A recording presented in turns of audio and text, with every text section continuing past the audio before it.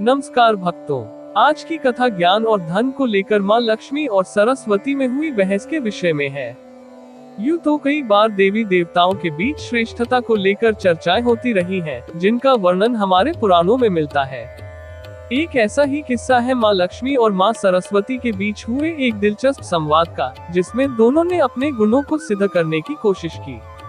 एक दिन माँ सरस्वती अपनी वीणा की मधुर धुन में खोई हुई थी। उनके पास अचानक माँ लक्ष्मी प्रकट हुई। माँ सरस्वती ने उन्हें देखकर मुस्कुराते हुए स्वागत किया। बहन लक्ष्मी, बहुत दिनों बाद आए हो। माँ लक्ष्मी ने हंसते हुए कहा, सत्य है माँ सरस्वती, मैं धन की देवी हूँ और संसार में सभी मेरी स्तुति करते हैं। सब धनवान होना चाहते हैं, इसलिए मैं हमेशा व्यस्त रहती हूँ। लेकिन तुम तो बस वीणा बजाती रहती हो। ये सुनकर माँ सरस्वती को आघात पहुँचा।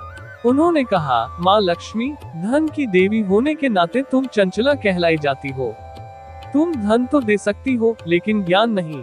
याद रखो, ज्ञान ही सच्चा धन है। ज्ञानी व्यक्ति धन के बिना भी धन अर्जित कर सकता है, लेकिन धन से ज्ञान नहीं खरीदा जा सकता। माँ लक्ष्मी को ये बात सुनकर क्रोध आ गया। मैं धन की देवी हूँ और धन का कोई विकल्प नहीं है। धन से सभी सुखी होते हैं। क्या तुम्हारी ज्ञान की बातें किसी भूखे को रोटी दे सकती है? दोनों देवियों के बीच बहस तेज होती गई। उनके शब्दों में ताप बढ़ता गया और इस विवाद का कोई अंत नजर नहीं आ रहा था। इसी बीच देवताओं ने देखा कि यह बहस अंतहीन होती जा रही है। उन्होंने आदिशक्ति से इसका समाधान पूछने का निश्चय किया।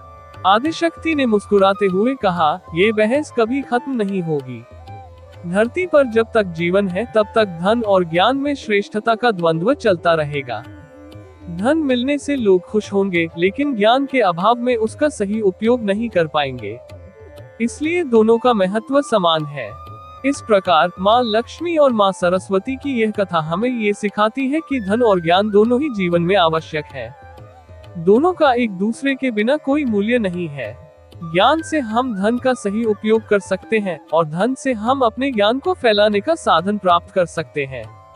इसलिए सच्ची समृद्धि तभी आती है जब दोनों गुणों का संतुलन बना रहता है। आशा करते हैं कि आपको हमारी ये रोचक कथा ज्ञानवर्धक लगी होगी।